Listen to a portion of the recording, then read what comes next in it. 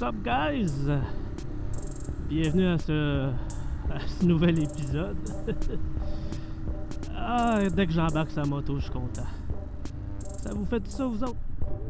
Embarquez sur votre moto, là, puis le sourire apparaît. C'est merveilleux. Crime de belles soirées en plus, là. Checkez-moi ça, le beau ciel bleu. On aura bientôt un coucher de soleil. Si c'était pas juste du rhume que j'ai en ce moment, là, que je serais bien. Il fait en ce moment 30 degrés, il est 7h40 le soir. J'ai pensé sortir pour m'arrêter de fin de soirée en t-shirt. Et là, je me suis rappelé, ne sors jamais sans ton manteau, tes protections. D'un côté, c'est vrai, un accident c'est tellement vite arrivé que c'est toujours mieux de t'habiller. En anglais, on dit dress for the slide and not for the ride. C'est un peu ça qu'on fait en ce moment. À part de ça, tout va bien. Petite ride de 20 minutes à faire. On s'en va prendre un café avec des boys au Tim Hortons. Il y en a qui vont trouver ça cool, d'autres pathétiques à vous de voir. Ben, ça me rend heureux. Dans la vie, il faut faire ce qui nous rend heureux. Ouais. C'est ça que je fais. C'est une des premières fois que j'essaie le mode sport sur la Ducati. Pour vrai, là, c'est 112 HP comparé à 75 en mode urbain. Ça fait toute la différence. La throttle est plus sensible. Ça répond super vite. Le pouvoir que ça a là, pour une 821, là, c'est tout à fait débile. C'est tellement léger, tu peux faire ce que tu veux avec ce moto-là. C'est incroyable. T'as besoin de puissance et tout de suite là. T'as besoin de tourner sec, éviter quelque chose. Ça répond super bien. J'ai rien à dire à date. Je suis encore dans mon rodage. Jusqu'à 2500 km, je peux pas dépasser 7000 RPM.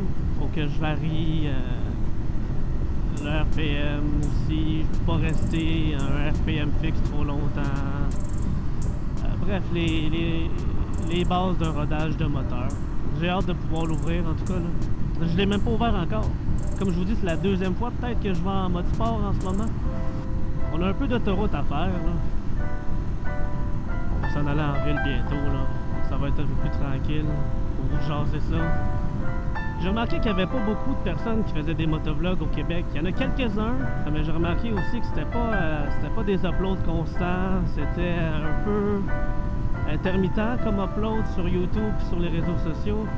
Moi, j'aimerais ça, sur le long terme, faire quelque chose de... bon, à chaque mercredi, on upload une vidéo ou quelque chose comme ça. Tu sais, puis pour partager ma passion pour les motos. Puis j'aime ça aussi. Tout ce qui est gadget, caméra, audio, visuel, je suis un passionné de ça. Donc. Editing aussi, tu sais, autant que ce soit editing photo que travailler avec Resolve pour les vidéos. Tu sais, j'aime bien ça. Et après, si le monde n'aime pas ça, ben, j'avais juste à skipper. Hey, regardez-moi la route ici. Ah, ok. C'est dégueulasse. Les nids de poules partout. C'est ça qui est plate avec le Québec. On n'a pas des belles routes. Les dernières années, on faisait une ride dans le coin de Venise, en Québec, la Colle. Ça s'appelle le chemin Saint-Armand. Dans les dernières années, c'était une route vraiment, mais vraiment superbe à faire. Là, on vient de la faire la semaine passée. La route était maganée. Il y avait des nids de poules gros comme des ballons de football. Puis des ballons de football, je suis gentil, là, ça allait vraiment. C'était gros, c'était au moins un 4-5 pieds de nid de poule parfois. C'est de même partout. Tu sais, je suis sûr que si j'allais rider dans le coin de Mont-Tremblant, la 227, 327, je suis sûr et certain que ça doit être magané. Dites-moi en commentaire les meilleurs spots pour aller rider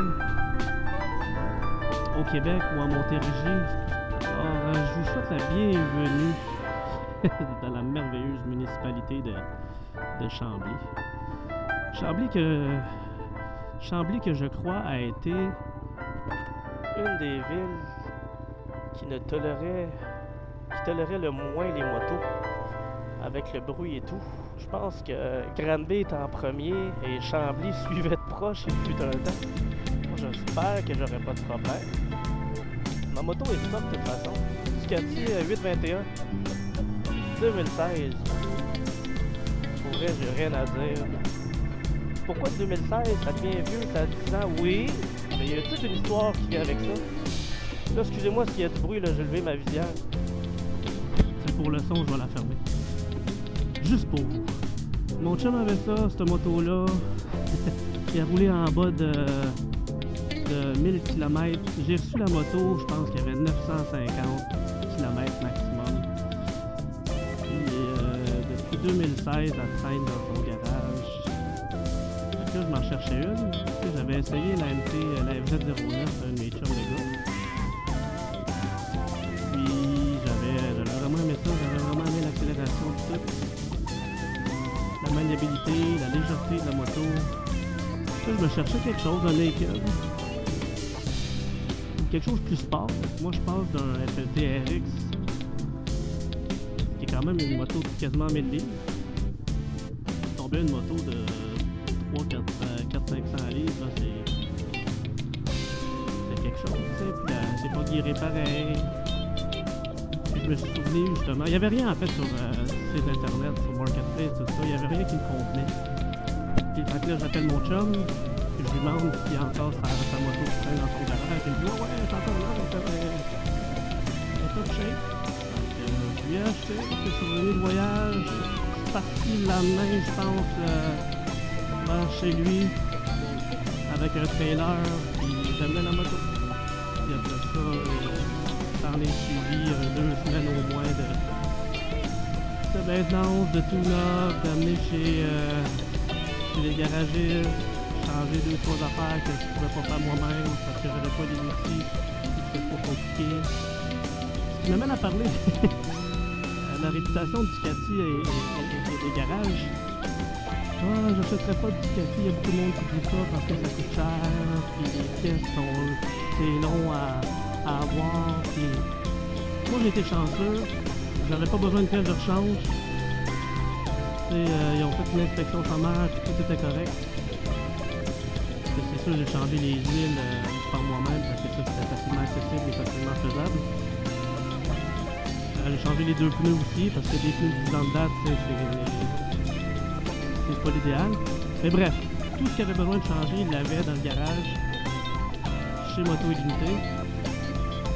Mais la rumeur est vraie, c'est quand même assez dispendieux quand ça pète.